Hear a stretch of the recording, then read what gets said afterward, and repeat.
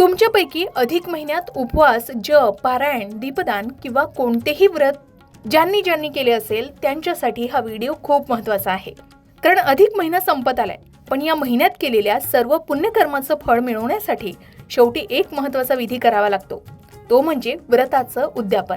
आता हे उद्यापन कोणी करावं, कधी करावं आणि नेमकं कसं करावं, चला तर मग जाणून घेऊया अधिक महिन्याच्या व्रताच्या उद्यापनाची सोपी आणि शास्त्रोक्त पद्धत. याविषयी संपूर्ण माहिती. अधिक महिना म्हणजे भगवान श्रीहरी विष्णूंचा अत्यंत प्रिय आणि पवित्र महिना.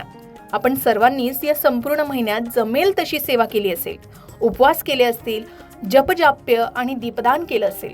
पण या पवित्र महिन्याची सांगता कशी करायची, आपण केलेल्या व्रताचे पूर्ण फळ आपल्याला कसे मिळेल, तर सर्वात आधी उद्यापन कोणी करावं हे बघूया.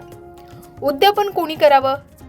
ज्यांनी संपूर्ण अधिक महिनाभर व्रत, जप, उपवास किंवा विशेष धार्मिक नियम पाळले असतील त्यांनी, ज्यांनी दररोज श्रीहरी विष्णूंचं पूजन केलं असेल, भगवद्गीतेचं पठण केलं असेल, भागवत केलं असेल, विष्णू सहस्त्रनामाचं पठण केलं असेल किंवा इतर कोणतंही पारायण केलं असेल त्यांनी, ज्यांनी अधिक महिन्यात 33 दिव्यांचं दान केलं असेल, 33 वस्तूंचं वाण दिलं असेल किंवा विशेष दानधर्माचा संकल्प केला असेल त्यांनी, ज्यांनी मनोभावे कोणताही धार्मिक संकल्प केला असेल त्यांनी शक्य असल्यास उद्यापन करावं असं सांगितलं जातं. पण थांबा, इथे एक गोष्ट मनापासून समजून घ्या. जर काही कारणाने तुम्हाला संपूर्ण महिनाभर सेवा करता आली नसेल तरी काळजी करू नका. उद्यापन केलं नाही तर दोष लागतो का?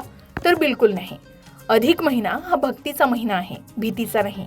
तुमच्या श्रद्धेनुसार आणि आर्थिक क्षमतेनुसार तुम्ही साधं उद्यापन सुद्धा करू शकता. आता पाहूया उद्यापन कधी करावं. सामान्यतः अधिक महिन्याच्या शेवटच्या दिवशी म्हणजे अधिक अमावस्येला उद्यापन केलं जातं. परंतु काही भागांमध्ये अधिक महिन्यातील शेवटी एकादशी असेल, द्वादशी असेल किंवा पौर्णिमेला या दिवशी सुद्धा उद्यापन करण्याची सुंदर परंपरा आहे. यापैकी तुमच्या कुल परंपरेनुसार कोणत्याही एका शुभ दिवशी आपण अधिक मासातील व्रताचे उद्यापन करू शकता. आता अगदी सोपी आणि शास्त्रोक्त विधी सुद्धा समजून घेऊया. आता ज्या दिवशी तुम्ही उद्यापन करायचं ठरवलं असेल त्या दिवशी सकाळी लवकर उठून स्वच्छ वस्त्र परिधान करावी, देवापुढे बसावं, मनात कोणताही अहंकार न ठेवता भगवंताच्या चरणी हात जोडून म्हणावं की हे नारायणा, माझी ही छोटीशी सेवा गोड मानून घे आणि माझ्याकडून काही चूक झाली असल्यास क्षमा कर. त्यानंतर भगवान श्रीहरी विष्णू आणि माता लक्ष्मीला हळद, कुंकू, अक्षता आणि आवर्जून तुळशीपत्र अर्पण करावं आणि या दिवशी ओम नमो भगवते वासुदेवाय या मंत्राचा मनोभावे जप करावा.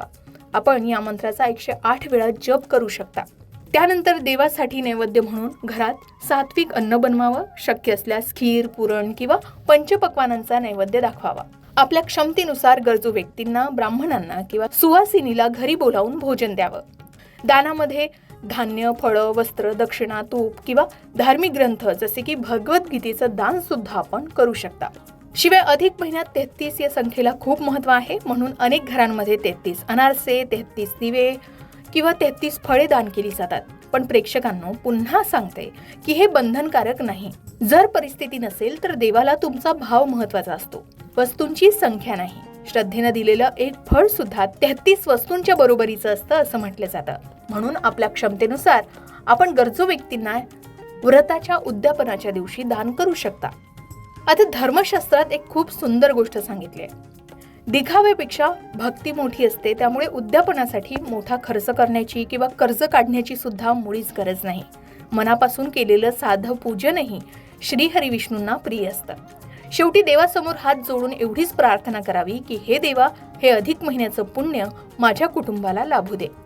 मग अशा पद्धतीने आपण अधिक महिन्याच्या व्रताचं उद्यापन करू शकता. आता हे उद्यापन कोणी करावं हे आधी आपण सांगितलंय. अगदी त्याचप्रमाणे ज्यांनी संपूर्ण अधिक महिनाभर व्रत केली असेल, जप केला असेल, उपवास केले असतील किंवा विशेष धार्मिक नियम पाळले असतील त्यांनी हे उद्यापन केलं तरी चालेल. ज्यांनी दररोज श्रीहरी विष्णू पूजन केलं असेल, भगवद्गीतेचं पठण केलं असेल, भागवत केलं असेल किंवा विष्णू सहस्त्रनामाचं पठण जरी केलं असेल तरी ते लोकही अधिक महिन्याच्या व्रताचं उद्यापन करू शकतात. एकंदरीतच ज्यांनी अधिक महिन्यात मनोभावे कोणताही धार्मिक संकल्प केला असेल त्यांनी शक्य असल्यास या व्रताचं उद्यापन करावं असं सांगितलं जातं. आता हे अधिक महिन्याच्या व्रताचे उद्यापन का करावे, याचे फायदे नेमके काय आहे, त्याचं महत्त्व काय आहे, तर हिंदू धर्मात अधिक मास म्हणजे पुरुषोत्तम महिना हा अत्यंत पवित्र मानला जातो.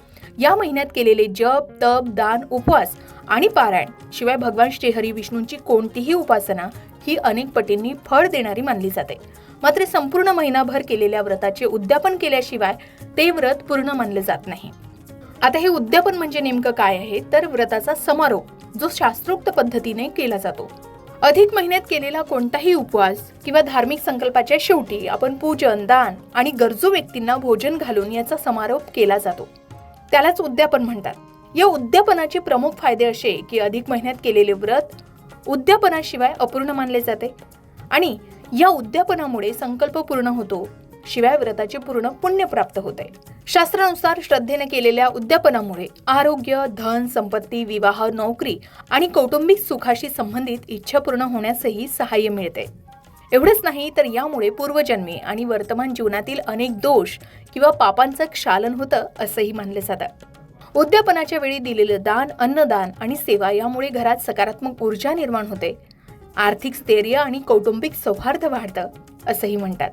शिवाय उद्यापनाद्वारे केलेल्या सत्कर्मामुळे पितर संतुष्ट होतात आणि त्यांचे आशीर्वाद मिळतात असंही मानले जातं. पण आधी सांगितल्याप्रमाणे ज्यांना शक्य नसेल त्यांनी उद्यापनाच्या जागेवर छोटी पूजा सुद्धा केली किंवा एखादं फळ सुद्धा दान केलं तरी त्याचं पुण्यफळ आपल्याला प्राप्त होतं असं म्हणतात. कारण उद्यापन हा केवळ विधी नाही तर कृतज्ञतेचा भाव व्यक्त करण्याचा मार्ग मानला गेलाय. यामुळे भक्ती, श्रद्धा आणि आत्मिक समाधान वाढतं. तर मंडळी, अधिक महिन्याचं व्रत हे श्रद्धेनं करणं जितकं महत्त्वाचं आहे तितकंच त्याचे उद्यापन करणंही आवश्यक मानलं गेलंय. उद्यापनामुळे व्रत पूर्णत्वास जातं. भगवान श्रीहरी विष्णूंची कृपा प्राप्त होते, मनोकामना पूर्ण होण्यास मदत होते आणि जीवनात सुख, शांती तसेच समृद्धीचा आशीर्वाद लाभतो असं सांगितलं जातं. त्यामुळे अधिक मासातील कोणतेही व्रत केल्यास त्याचे शास्त्रोक्त उद्यापन अवश्य करावे. अधिक महिन्यात भगवान श्रीहरी विष्णूंचा आशीर्वाद प्राप्त करण्यासाठी तुम्ही कोणत्या प्रकारचे जप, तप, दान, उपासना, व्रत केलंय का? कमेंट करून नक्की सांगा. आणि विष्णू भक्तांनी कमेंटमध्ये ओम नमो भगवते वासुदेवाय लिहायला विसरू नका. अशाच प्रकारे सणावारा संबंधित व्रतवैकल्य असतील, उपासना असतील, पूजाविधी संबंधित आणखी काही माहिती तुम्हाला हवी असेल, त्याचबरोबर वास्तुशास्त्र, ज्योतिषशास्त्र, अंकशास्त्र यांसारख्या विषयावर तुमच्या मनात काही शंका असतील तर त्या कमेंट बॉक्समध्ये नक्की विचारा. शिवाय तुम्हाला आणखीन कोणत्या विषयावरचे व्हिडिओ ऐकायला आवडतील ते सुद्धा कमेंट करून सांगा. या संबंधित संपूर्ण मार्गदर्शन तुमच्यापर्यंत पोहोचवण्याचा आमचा हा प्रयत्न आहे, तेव्हा कमेंट नक्की करा. अशाच प्रकारच्या माहितीपूर्ण व्हिडिओसाठी लोकमत भक्ती चॅनलला नक्की सबस्क्राईब करा आणि बेल आयकॉनला क्लिक करा, म्हणजे आमच्या नवनवीन व्हिडिओचं नोटिफिकेशन तुम्हाला मिळत राहील. तसेच योग्य आध्यात्मिक मार्गदर्शनासाठी लोकमत भक्तीच्या फेसबुक पेज आणि इन्स्टा पेजला लाईक आणि फॉलो करायला विसरू नका.